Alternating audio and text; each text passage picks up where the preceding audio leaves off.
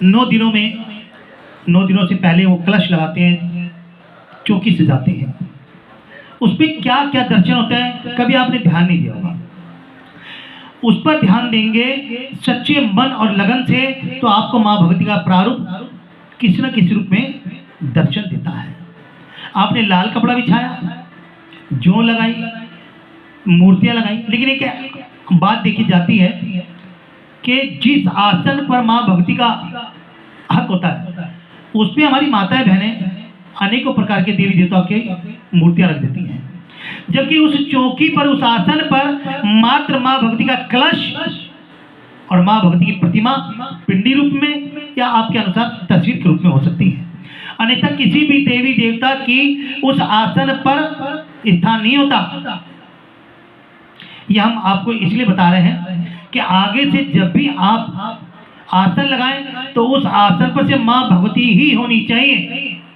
और गणेश जी के रूप में आप मिट्टी तुलसी की ले लें या किसी पीपल की मिट्टी ले लें या केले के पौधे की मिट्टी ले लें या ज़्यादा कर तो सुपारी ले लें या उससे भी ना बात बने तो मोली को एक गांठ बना करके रखें, उस पर रोली का चंदन लगाएं, वो गणेश जी का आह्वान कर लें, बस इतना होता है। अब देखिए उसमें 9 दिन, पहले दिन आपने पूजन किया, दूसरे दिन पूजन किया, ऐसे करते करते प्रातः काल, संध्या काल, मध्याह्न काल में आपने पूजन किया, लेकिन आपने कभी ध्यान नहीं देते। आप क्या ध्यान देती हैं कि माँ भगवती की ज्योत जलती रहे, माँ भगवती को भोग लगा दे, माँ भगवती को आज दिया न बुझने पाए, और वहां बैठ करके कुछ नहीं मांगा, एक ही चीज मांगते रहते हैं, बस अपने लिए, अपने लिए। अगर माँ भगवती से विश्व के लिए मांगोगे तो उस विश्व में आप भी तो हो। जब विश्व का भला करेगी तो उसमें आपका भी होगा। अब उसमें विशेष क्या होता है, कभी आपने मूर्ति को नहीं देखा होगा गौर से, उसमें परिवर्तन होता है। कभी आपने कलश के पानी को नहीं देखा होगा, कलश के नारियल को नहीं देखा होगा, उसमें परिवर्तन होता है। कभी आपने जौ को नहीं देखा होगा, अगर जौ को देखो तो बढ़ते हुए देखा होगा। क्या इसे किसी ने ब्लूटूथ खोला क्या? और क्या होता है कि आपने जो बढ़ते हुए देखा है, लेकिन जो को रंग को नहीं दिखा होगा, उसकी मिट्टी के अंदर कुछ अंतर आता है वो नहीं देखा होगा। और सबसे बड़ी बात कि उस पूरी चौकी के कपड़े पर एक प्रभाव बन जाता है,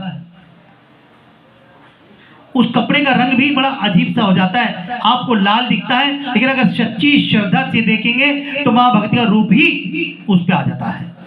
जिस आसन पर वो विराजती हैं, शयन करती हैं, विश्राम करती हैं, तसल्ली लेती हैं कि युद्ध करके जब भी आती हैं वो तो आपके आसन पर बैठती हैं। वो सबसे विशेष कपड़ा होता है जिसका आप आदर भी नहीं करते।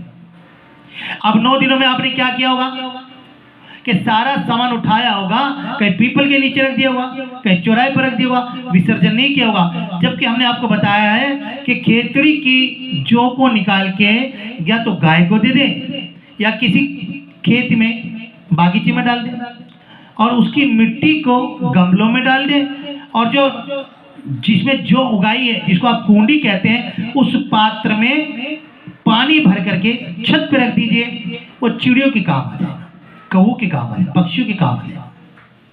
और जो भी सारा सामान है, अगर आज कोरोना वायरस चल रहा है, बंदिशें हैं, तो उसको आप किसी बागीचे की क्यारी के नीचे भी दबा सकते हैं। मतलब उसका अनादर नहीं करना है। ये देखिए उनका आदर कैसे होता है। बस ये परिवर्तन अगर आप 9 दिन देखते तो उसी को मां भगवती का दर्शन कहते हैं। फिर वो ज्योत के रूप, ज्योत 9 के दिनों में अपना आकार बदलती है। जिस अखंड ज्योत में आपने दीवा जलाया है, अगर आप उसको नित्य प्रतिदिन ध्यानत करें तो वो ज्योत भी अपना रंग बदलती है, अपनी दिशा बदलती है। लेकिन सच्चे मन से, सच्ची श्रद्धा से नवरात्रों की सेवा करने वाले भक्तों को ही ये दृश्य दिखाती है। ये इसकी विशेषता बताई है हमने आपको। और कहते ये साक्षात रूप है, किसी का हो ना हो, मां भगवती का प्रत्यक्ष रूप आपको नवरात्रों में देखने को मिलता है। ये हमने आपको सारी बातें बताई हैं, वो इसलिए कि आगे से जब कभी भी आप चौकी रखें तो इसी प्रकार से रखें। उस चौकी पे जगह माँ भगवती की है, कलश की है या गणपति महाराज की है। अन्यथा उसमें जो सारा सामान जो आप लगाते हैं वो नहीं लगाना। वो तो विशेष दिन होते हैं नवरात्रों में माँ भगवती के, ये आगे से आप ध्यान रखिएगा। और जब भी कलश स्थापन करें तो उसी कलश में सब कुछ होता है। जो जल है वो समझ लो सागर भी है, गंगा भी है, सागर मंथन का जल भी है, लक्ष्मी भी उसी में है, गंगा मैया, सातों नदियां उसमें है। और उन सातों नदियों में आपके पितरों का वास है। कहीं ना कहीं आपके पूर्वज किसी न किसी नदी में उनकी अस्थियां गई होंगी, तो वो भी उस कलश में पितरों के रूप में आते हैं। जो नारियल आपने रखा है वो श्रीफल है।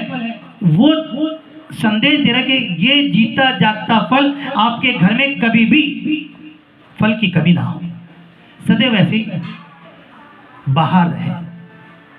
इस प्रकार के कुछ छोटी छोटी टिप्स होते हैं जो बताते हैं, सभी लोग बताते हैं, हम विशेष नहीं बता रहे। अनेकों लोग अपनी अपनी बुद्धि के माध्यम से बताते हैं और अच्छा संदेश देते हैं, यूट्यूब के माध्यम से, फेसबुक के माध्यम से। उसी प्रकार का बीड़ा भी हमने उठा रखा है पिछले सालों से। तो ये था। अगर हमारे इस वार्तालाप में, कथा में या विचार में कोई त्रुटि हो गई तो क्षमा चाहते हैं। ये हमने कथा के बीच में जानकारी दी है आपको। जयकारा शेर वालिदा बोल साचे दरबार की जय। होरी माँ मेरी सच्चिया ज्योता वाली माता तेरी सदा ही जय। बोले हरिहर मातेश्वरी की जय, हरिहर महाराज की जय।